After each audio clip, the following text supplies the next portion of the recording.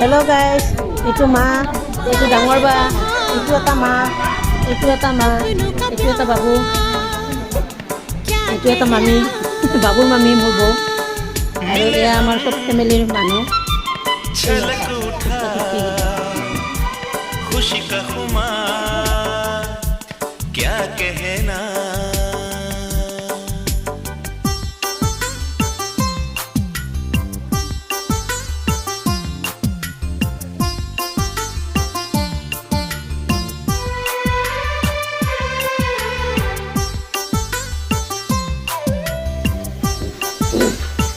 এয়া আমাৰ আলু ভাজি আছে, সকলোকে টিকলি ঘৰৰ ভিতৰত আমি ডাঙৰকেইটাই খাম।